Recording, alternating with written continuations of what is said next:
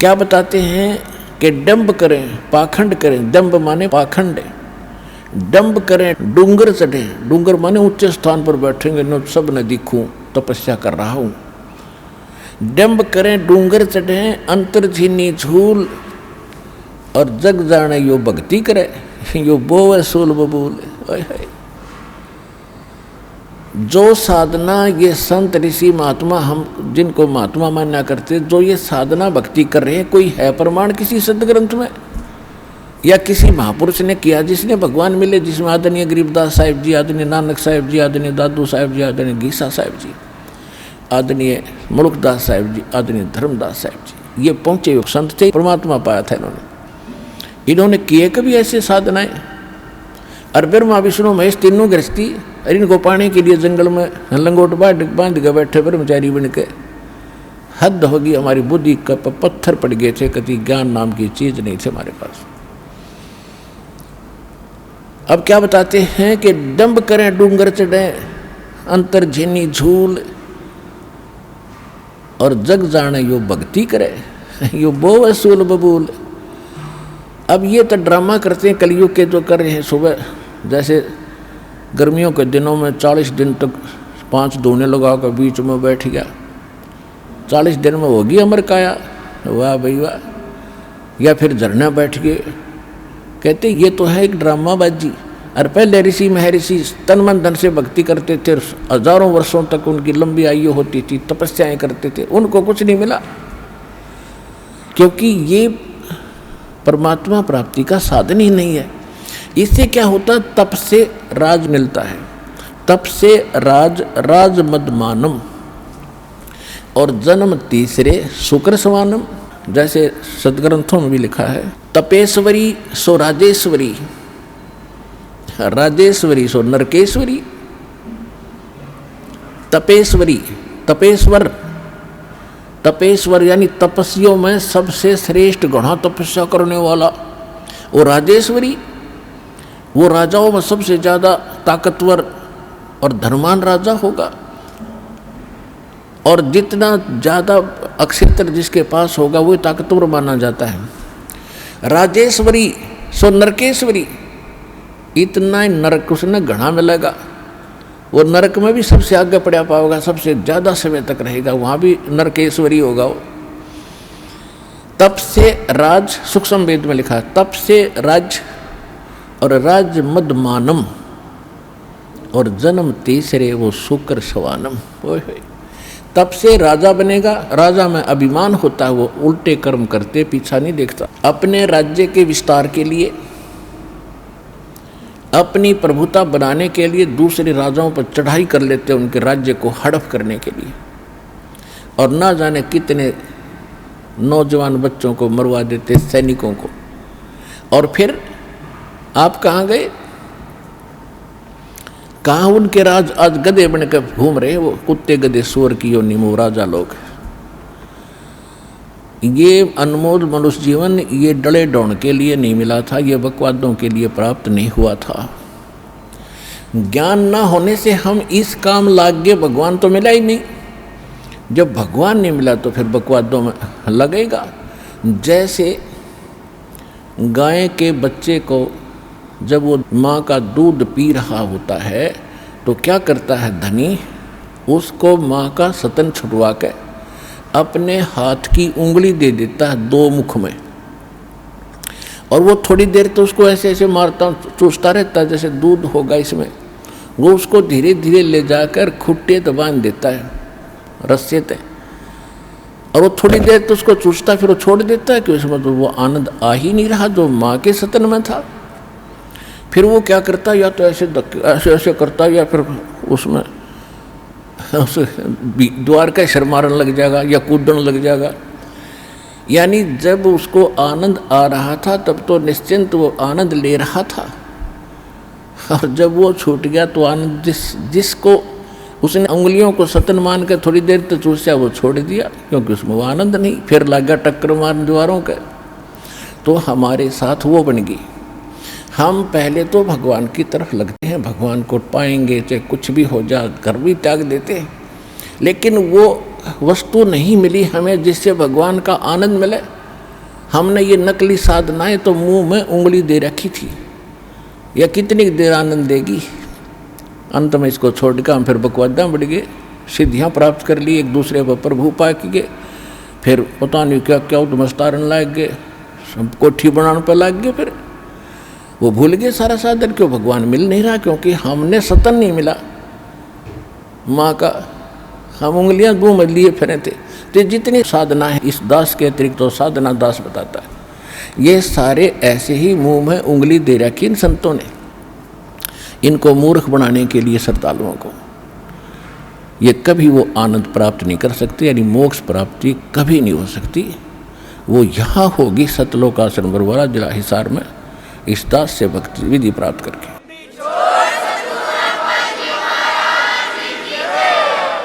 तो क्या बताते हैं, केले की कोपीड है और फूल पान फल खाही,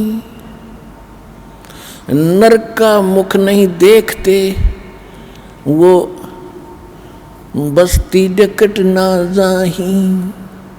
वो जंगल के रोज हैं जो मनुष्यों बिद के जाही, निस दिन फिरो उजाड़ में नो परमात्मा पावे नाही। कितना सिंपल साधारण तरीके से बता दिया कि केले की कोपीन कोई संत बांध रहा है, यानी केले का पत्ता पर्दे पर बांध रखा, वस्त्र नहीं पहन रखे, और पत्ते फूल फल खा के और जंगल में रहता है, और बस्ती के निकट भी नहीं जाता, आदमी का मुख भी नहीं देखता, उनसे दूर भाग जाता है। जैसे कहते हैं केले की कोपीन है जो फूल पत्ते फल खाही और नर का मुख नहीं देखते। उस संत के बारे में वो यही बता रहा था कि वो आदमी के दर्शन नहीं करता, ना दर्शन देता। नर का मुख नहीं देखते जो बस्ती निकट ना जाही, वो तो जंगल के रोज हैं। ये नील गाय है, वह धके खान दिया अंडे सारे दिन नील गाय उन्हें मिल गया भगवान। अर्थे निस्तिन फरो उजाड़ में नो परमात्मा पावे नाही। फिर क्या बताया कि डेरे डंडे खुश रहो, ये खुश रे लहन मोक्ष। और ध्रुव पर लाद जब पार हो गए थे फिर गृहस्थी में के दोष। कितना साधारण तरीके से हमारा जो अज्ञान अंधेरा साफ किया भगवान ने, कि आप जी ध्रुव जी को प्रहलाद जी के तो खूब गुण गाते हो कि मुक्ति प्राप्त कर गए। ये क्या थे, ध्रुव 5 वर्ष की उम्र में घर छोड़ गया था और इसने परमात्मा मिल गए जो इन्होंने, क्योंकि ये पिछले ही, अब ध्रुव को तो मिल गए और लाखों वर्ष बैठिए उन्हें ना मिले। कहने का भाव ये है कि पिछले जन्म जन्मांतर से कोई साधना करता हुआ आ रहा था और उस साधना के कारण कौन मिला इसको, विष्णु आ गया। और विष्णु से इसने क्या मांगा, मुझे अटल राज दे दो, तो इसने राज दे दिया क्योंकि इसका वर्क डन मिल गया। मोक्ष नहीं हुआ, भगवान से दौरा बैठा रहा, जब तक सतलोक नहीं जाएंगे इतने उस भगवान के मिलने का लाभ क्या हुआ। 120 वर्ष परमात्मा यहाँ रहे, काशी में ना जाने कितना ने देखे, और भगवान शंकर और पार्वती इकट्ठे रहा करते, जब तक नाम नहीं ले लिया पार्वती ने उसकी उतनी भी राहत ना मिली जो उस मंत्र से मिलनी थी जो शंकर जी देते। तो भगवान के मिलने मात्र से मोक्ष नहीं है। तो कहने का भाव ये है कि ध्रुव ने फिर राज्य किया, विवाह किया, और उसके जो मौसी का लड़का था उत्तम वो मारा गया था, उसकी पत्नी भी फिर उसी के साथ रही। उसके बाद प्रहलाद ने ब्याह किया, संतान हुई। बलि राजा जिसने 100 यज्ञ किए थे 100 मन की, जिससे वो इंद्र की गद्दी प्राप्त करना चाहते थे, जिस कारण से भगवान 52 रूप बना कर आए थे, वो बलि जो है प्रहलाद का पोता था और बैलोचन उसका पुत्र था प्रहलाद का। तो प्रहलाद ने ब्याह करवाया, ध्रुव ने ब्याह करवाए। तो यहाँ परमात्मा समझाना चाहते हैं कि डेरे डंडे खुश रहो। डेरा माने घर। कई ये कहते हैं कि गुरु जी ब्रह्मचारी हो और चेले गृहस्थी हो, वाह रे शेरो। अब भक्ति तो देखो दोनों ने करनी पड़ेगी, गुरु जी ने भी और चेले ने भी, अरे एक जैसा। और ठीक है, तो ब्रह्मचारी रहना बुरा नहीं, और केवल ये कहना कि ब्रह्मचारी ही गुरु हो सकता है, ये मूर्खता है। परमात्मा विधि विधान से मिलेगा, उसको कहते परमात्मा कहते हैं अगर तुम यही मानते हो कि बाल ब्रह्मचारी रहे और जंगलों में रहे और तभी भगवान मिलेगा, उसके लिए उदाहरण दे रहे हैं कि डेरे डंडे खुश रहो, ये खुसरे लहना मोक्ष, ये हिजड़े पार ना होते। अगर केवल ब्रह्मचारी रहने मात्र से ही तुम मानते हो मोक्ष हो जाएगा, तो इन खुसरों का नंबर तो आप तो पहले आना चाहिए था। और फिर कहते हैं द्रुपर लाज भी पार हो गए, तुम कहते हो, तो फिर गृहस्थी में के दोष। अब परमात्मा का कहने का ये तात्पर्य नहीं है कि खुसरे मोक्ष नहीं पाएंगे, यानी मुक्ति मनुष्य जीवन हो, चाहे वो खुसरे हैं, ये भी तो मानुष है, इनमें सब बुद्धि है और स्त्री है पुरुष है, इस विधि से मोक्ष प्राप्ति होगी मानव शरीर में। तो परमात्मा ने ये बताना चाहिए, जैसे परमात्मा कबीर जी ब्रह्मचारी थे, वो तो मालिक हैं, उनको तो ये वासनाएं निकट भी नहीं है, लेकिन एक गृहस्थी क्रम करके दिखाया उन्होंने। 2 बच्चे मुर्दे जिंदे करे थे किसी कारण से, किसी की शर्त पे, और 2 माता पिता थे। मुँह बोले जन्म नहीं था मालिक का, वो नीरू नीमा उठा लाए थे दाता को, जब सतलोक से आके कमल के फूल पर विराजमान हुए थे लहर तारा तालाब में। तो ये परिवार था दाता का, और परिवार में रहे, परिवार गृहस्थी का वाला कर्म किया, सारा कपड़ा बुना करते थे और भगवान की भक्ति भी करते थे, परिवार का पोषण भी करते थे, भक्ति भी करते थे का मतलब हमें दिखाते थे कि भक्ति करनी पड़ेगी, और इतना भी गुजर मालिक दे दे तो भी पर्याप्त है। यहाँ से पीछा छुटाने के लिए इन बकवादों से उल्टा हटना पड़ेगा। कोठी बना लूँ, फैक्ट्री ला लूँ, यूँ कर दूँ, फलान कर दूँ, ये नहीं।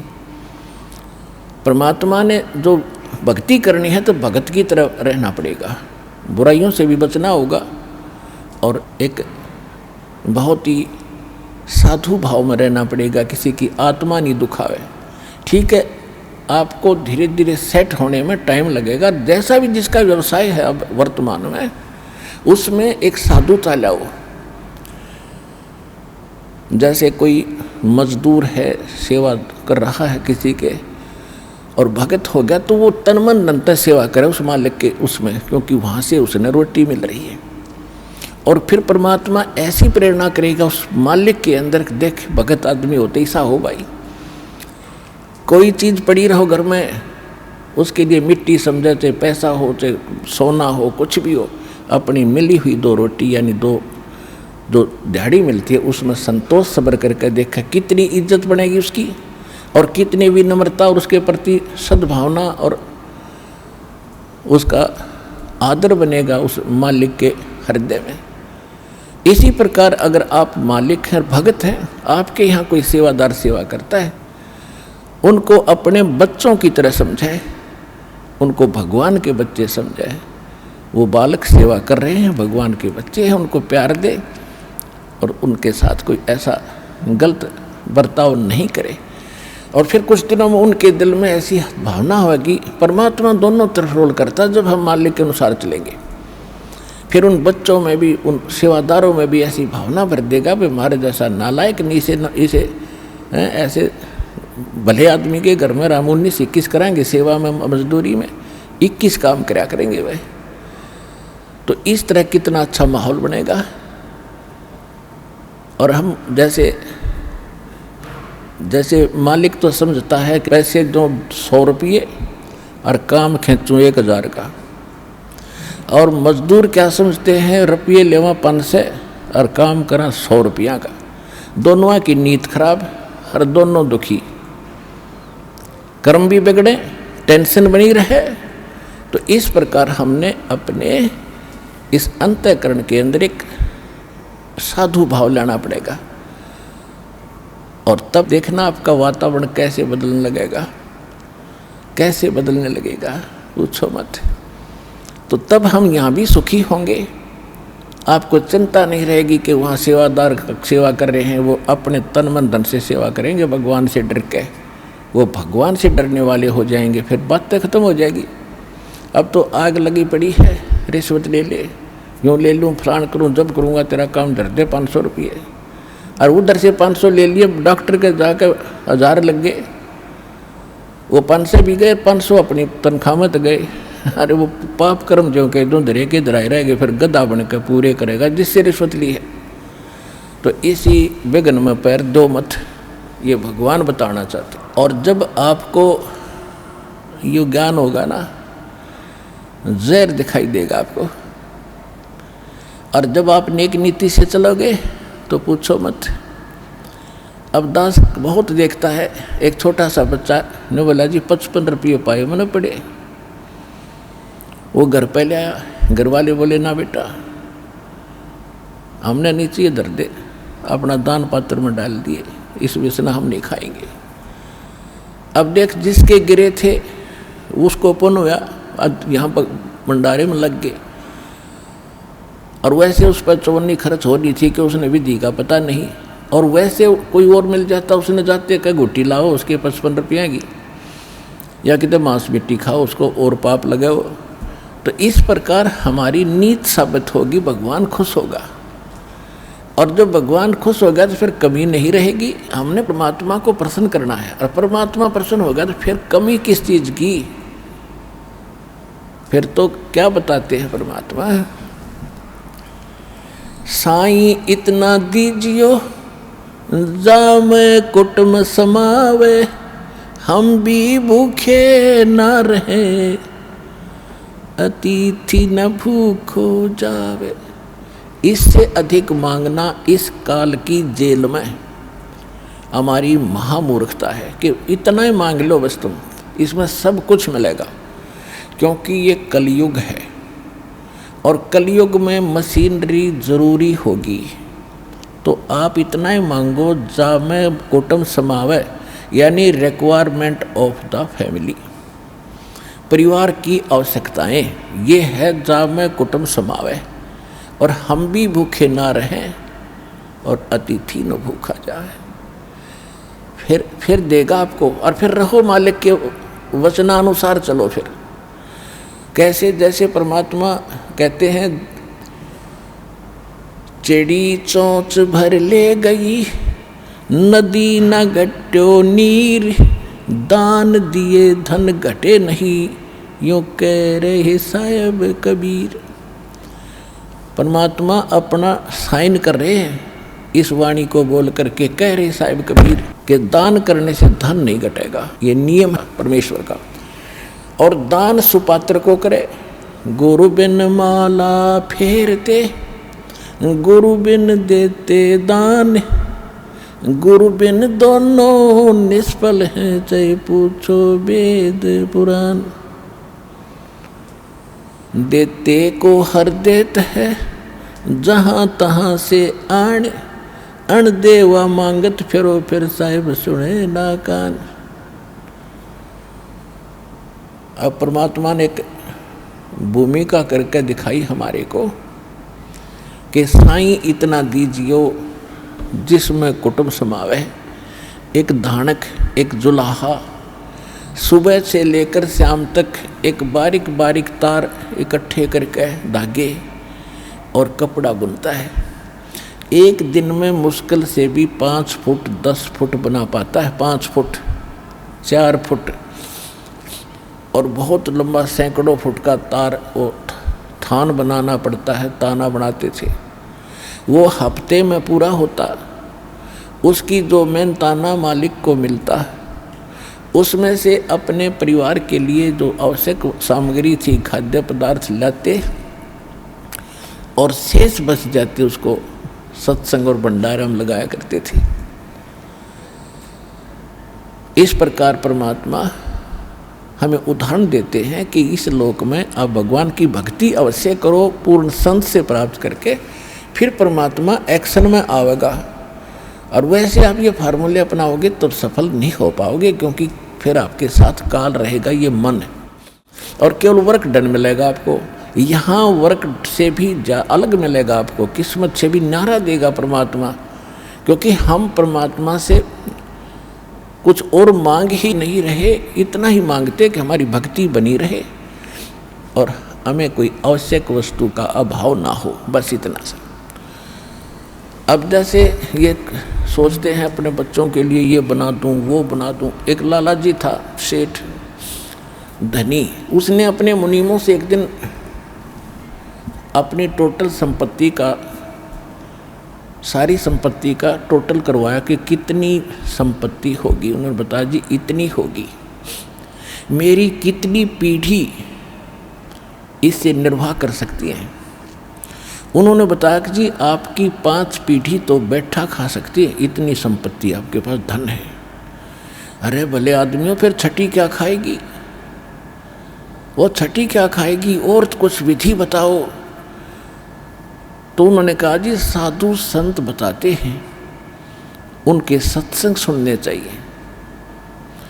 तो सत्संग में बताया गया कि भाई दान करे, जब धन चाहे तो दान करे, और दान से धन घना मिलता है। और दान में जैसे साधु संत भक्तों को जो दान करा जा वो ज़्यादा लाभ देता है। जैसे यहाँ तो सारे साधु संत आते हैं, भगत, असली भगत तो यहाँ आते हैं। फिर भी जो भी जैसा मालिक के नाम पर कहीं के जंगलों में झोपड़ियों में बैठे थे साधु भक्त, तो पिछले संस्कारी होते, पिछले पुण्य उनको प्रेरित करते हैं, तो वो कहीं ना कहीं बैठ कर राम राम करते ही रहते हैं। लेकिन भविष्य का चार्जर उनके पास है नहीं, पिछले पुण्य उनके पास हैं, जिस कारण से प्रेरित होकर के इतना बड़ा फैसला लिया, जंगल में बैठे या कहीं भी कोई साधना कर रहे हैं। तो उनके पिछले पुण्य ही वहाँ फल रहे होते हैं। एक आधे को आशीर्वाद दे दे, उन्हें लाभ हो जाए, उसको रोटी मिल जाए, ऐसा चल रहा था इनका काम। तो एक साधु था और पति पत्नी थे, दोनों वहाँ रहते थे। उनको मालूम था यहाँ भगत हैं। तो उस लाला जी ने क्या किया, सेठ ने सभी मुंशियों को कहा कि नौकरों को साथ लो और आसपास जितने भी साधु संत हैं सबको आटा दे आओ, किसी को जो मांगे खांड दावल चाल सब ले जाओ और दे के आओ। अब देते हुए आ रहे थे, उस भगत के यहाँ आए। उन्होंने कहा कि ले भगत जी, हमारे लाला जी ने आपके लिए एक सीधा भेजा है, यानी आटा चावल खांड नमक आदि दाल आप ले लो। उसने अपनी पत्नी से कहा कि देखना कितना सामान अपने पास है। उसने कहा जी शाम का है, दिन में गई थी, शाम का हमारे पास है। शाम का है? कहाँ जी? उन्होंने कह दिया भी हम नहीं लेते, हमारे पास शाम का सामान है। तो वो कहने लगे, भगत फिर कल भी खा लियो। बोला कल की कल देखी जाएगी, अब नहीं ले हम। बोले कमाल की बात है। उन्होंने नहीं लिया तो वापस लेकर आ गए। वो सेठ ने पूछा तुम दे के क्यों नहीं आए? वो एक और वहाँ भी था, उसने गिन रखे थे, सारे गिनवा रखे थे। उसने कहा जी उन्होंने ये नहीं लिया। क्यों नहीं लिया? उसने ये कहा कि शाम का तो है, सुबह का भगवान और देगा, आप देगा, हम टेंशन नहीं लिया करते। अब उस लाला जी का सिकरो घूमया फिर दिमाग का, अरे तेरा गजब हुई हो, मैं तो छठी पीढ़ी का ठेका ले रहा हूँ, सुबह के भी परमात्मा पर छोड़ दी। वहाँ से चलकर वहाँ आया, उसने पूछा कि भाई आप ऐसा निर्णय क्यों ले रहे हो, भूखे मरोगे? भूखे? वो कहने लगे भूखे मरा करें वो जो भगवान पर विश्वास नहीं करते, और हमें भगवान आगे से आगे देता। उसने क्योंकि ज्ञान सुन रखा था, लाला जी को बैठा लिया। कहते माँ के पेट में जब आप थे किसने चिंता थी तेरी? तो हाँ यह तो बात सही है।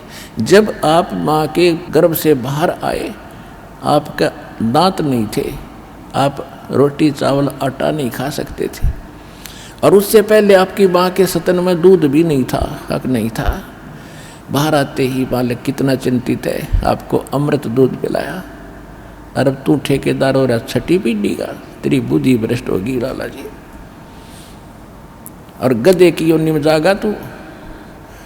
तेने बोला जी के करूँ, मैं तो मेरे गया के करूँ, कोड इकट्ठा कर लिया तने, पाप का भागी तू होकर खाएंगी तेरी पीढ़ी। वो अपनी किस्मत साथ लेकर आएंगी, तेरे भरोसे नहीं है। अब क्या करूँ, मैं तो मेरे गया। जो बोला इसने बांट दे, धर्म कर दे, तेरी जान बचेगी। तब उस लाला जी ने वो भंडारा शुरू किया, धन भी नहीं बचेगा तेरा। तो कहने का भाव यह है पुण्यात्माओं, हम तो बहुत लंबा चौड़ा हिसाब लाए बैठे हैं, एक पल का भरोसा नहीं। देखो अंत में आपने इस स्थिति में आना पड़ेगा, और जिस स्पीड पर आप चले इसका कोई अंत नहीं। आज किसी के पास एक प्लाट है और थोड़ा सा जुगाड़ होते नहीं सोचे एक और लूँ, और फिर और जुगाड़ हो गया तो एक और लूँ, वहाँ थोड़ा सा ठीक मिल रहा है, रेट ज़्यादा होने वाले हैं, वहाँ भी दाव लग गया तो 30 चौथा और दूसरे शहर में ले लूँ, इतने मृत्यु हो जाएगी, और फिर कुत्ता अपने कहाँ घूमया करेगा, सैर सपट्टे करता। यह बात आपने याद रखनी पड़ेगी, या 101% सत्य है।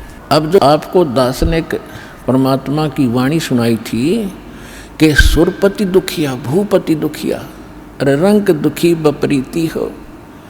अब सुरपति देवताओं का राजा इंद्र बहुत दुखी, इसका इतिहास पढ़ के देखियो इंद्र का पुराणों में।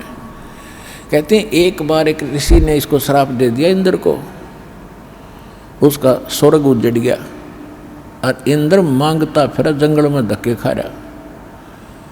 और फिर कभी देखते हो राक्षसों ने चढ़ाई कर दी, देवताओं का राक्षसों का लठबाज रहा है झगड़ा हो रहा है, और मृत्यु के बाद फिर इंद्र गधा बनता गधा।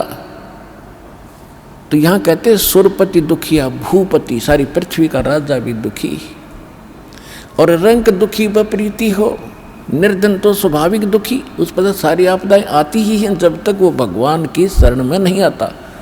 जब वो परमात्मा की पावर से जुड़ जाता फिर रंग हो और चाहे राजा हो, परमात्मा तो उनको सब अपने हिसाब से डील करेगा। फिर परमात्मा कहते हैं कहे कबीर और सब दुखिया, एक संत सुखी मन जीती हो। अब आपने मन जीतना पड़ेगा, आपने मन जीती बनना पड़ेगा। कैसे? जैसे एक रंका और बंका नाम के दो पति पत्नी भगत थे, और परमात्मा आए हुए थे।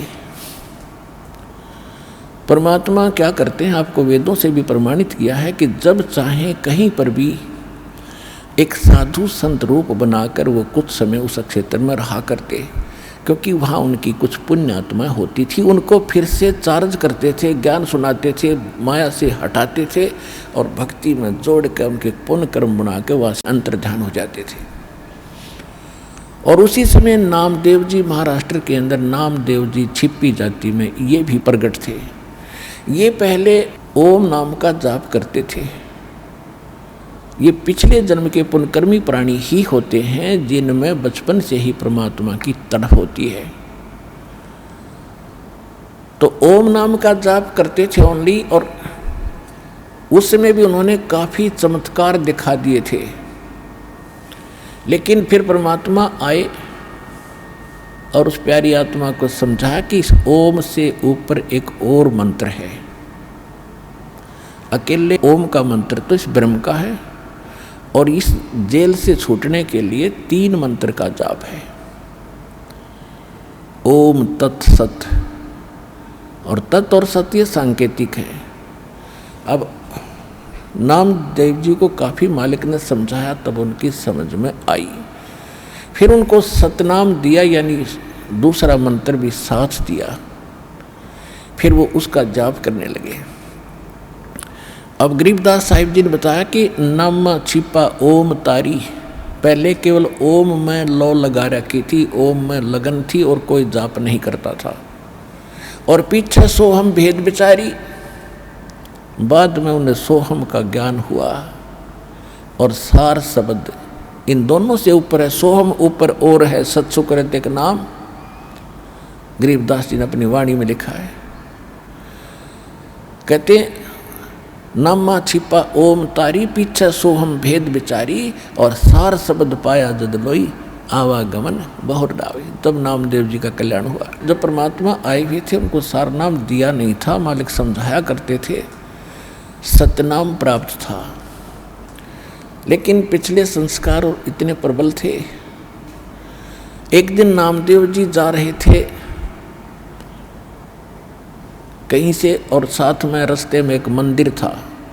मंदिर में ब्राह्मण लोग अपनी आरती उतार रहे थे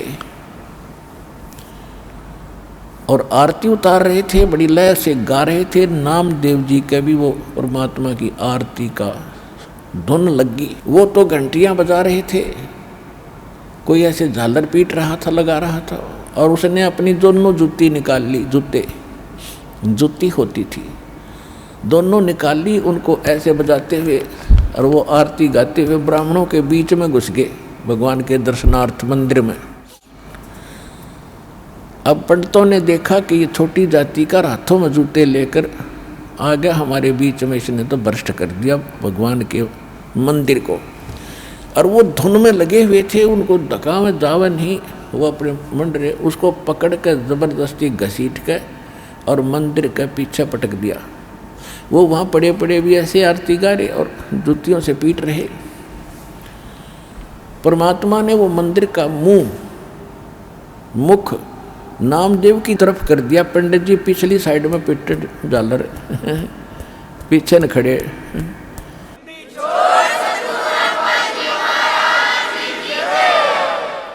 अब नामदेव जी चले गए रंका और बंका, और एक उनकी लड़की थी वंका। नामदेव जी रंका और वंका के घर अधिक जाते थे, क्योंकि वो भी परमात्मा के शिष्य थे। जब परमेश्वर साधु रूप में वहाँ आ रहे थे, गुरु रूप में रहा करते थे, अस्थायी सटे उनका कुछ समय का था वहाँ पर। तो जो ही वो उस रंका बंका के घर गए नामदेव जी, और वो लड़की उन भक्तों की, रंका और बंका की, एक पट्टी तैयार करे थी, जैसे अपने देसी औषधि बना के हल्दी कूट के तेल में पका के। नामदेव ने पूछा, बहन क्या कर रहे हो ये? वो कहने लगी, भाई तेरे खोदे हुए खड्डे आंट रही हूँ। अब मैंने क्या कर दिया कि भाई तू कतई नहीं मानता, भगवान गुरुदेव जी कितना संकेत करते हैं, भाई तुम अपनी यहाँ अंगा मत दिखाया करो, अपनी शक्ति का प्रदर्शन ना करा करो, थारा भट्ठा बैठ जाएगा, पर भाई तुम बाज नहीं आता। और भक्तों की इज्जत रखने के लिए भगवान को दुख उठाना पड़ता है। तेरे को क्या जरूरत थी वहाँ उस मंदिर में घुसने की? और जब तेरे को बाहर पटक दिया ना, भगवान की इज्जत का, तेरी इज्जत नहीं भगवान की इज्जत थी वहाँ पर। भगवान का नाम लेनिया नहीं रहे वो कोई, सबको पता था कि उसका भगत है, उस गुरु का। परमात्मा नाम बदल कर वहाँ रह रहे थे। और क्या बनती बेरा तुझे? तेरे को जरा सी लगती है तू आँख नहीं खोलता। और परमात्मा ने तेरा मंदिर फेरा ना, उनके हाथों के चोट लागी, हाथ लाल हो गए, उनके जख्म हो गए। भाई गुरु बता रहे थे मेरे तीन बेटी, वो मानता कोई ना, बहुत बार समझा लिया, आज उसने ऐसे ऐसे कर दिया। और मैं वहाँ गया था, उसका मंदिर फेर के आया हूँ भक्ति की इज्जत रखने के लिए। और गुरु जी का हथम जख्म हो रहे हैं, चाल दिखाऊंगी। अब वो लेकर गए, पट्टी बांधी, नामदेव पढ़कर चरणों में रोने लग गया, महाराज मेरे से गलती होगी। बेटा भक्ति भाव में गुरु जी के आदेशानुसार चलना चाहिए आपने। जी आगे से ऐसी कोई गलती नहीं करूँगा, मेरे से माफ़ करो।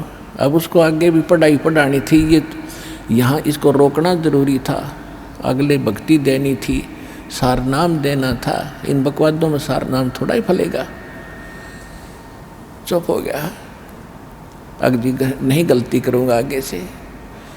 अब कुछ दिन के बाद नामदेव जी ने परमेश्वर कबीर जी से, जो गुरु रूप में रहते थे, उनसे कहा, महाराज ये रंका और मंका जंगल से लकड़ी लाते हैं और इनको बेचकर गुजारा कर रहे हैं, बहुत निर्धन है, झोंपड़ी भी ढंग से नहीं है, इनको कुछ धन दे दो।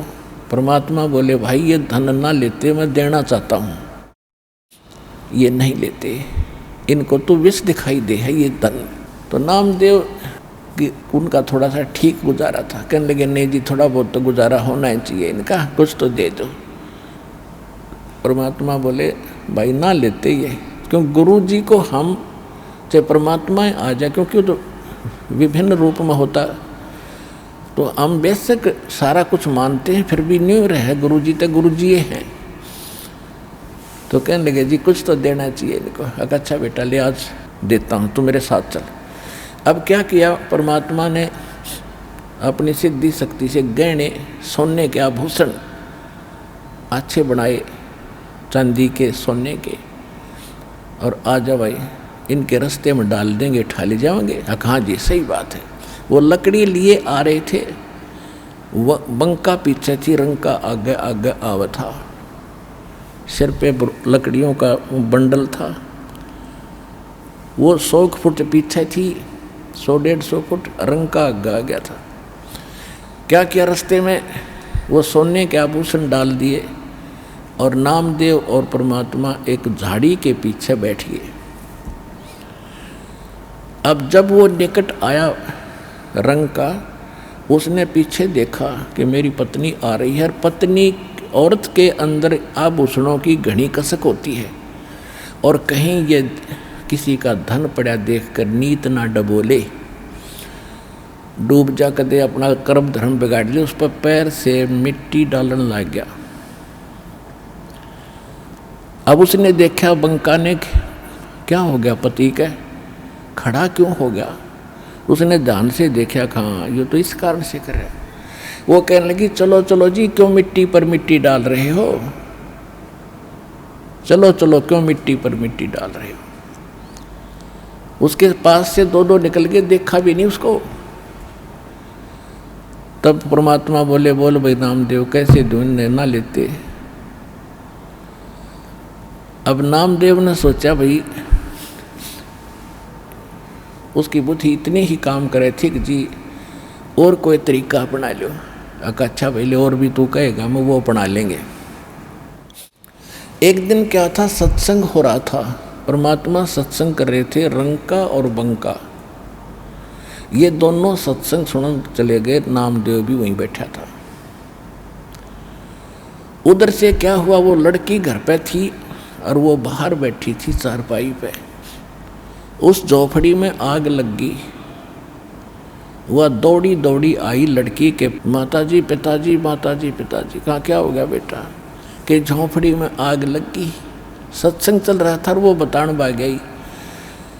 तो उन्होंने पूछा बेटा क्या जल गया, क्या बच गया। कि एक चारपाई बची है बाहर, बाकी सब जल गया। कि उस चारपाई ने भी उसमें गिरा, वो बढ़ती आग में। राजा बेटी सत्संग सुन ले, न चारपाई ने ठोकर वह ना होती तो सत्संग में बात ना आनी चाहिए बेटी। आग लगो इस झोपड़ी का, इसने भी गिरा उसके माँ। और यह झोपड़ी ना होती तो सत्संग में बात तो ना आती। तुमने ध्यान भंग कर दिया, इतना आनंद आ रहा था। तो कहने का भाव ये है पुण्यात्माओं, फिर नामदेव की आंखें खुली, रत रग जब ये भगत ऐसे होने चाहिए। और फिर परमात्मा ने इतना सुंदर मकान बना दिया उनका। कहते नुक्ते ऊपर रिज जाएगा, 1 करोड़ कर्म जल जाए तुम्हारे। तो हमने भगत बनना पड़ेगा भगवान से लाभ लेने के लिए। बकवादों से बात बने को नहीं, इतनी सी बात है।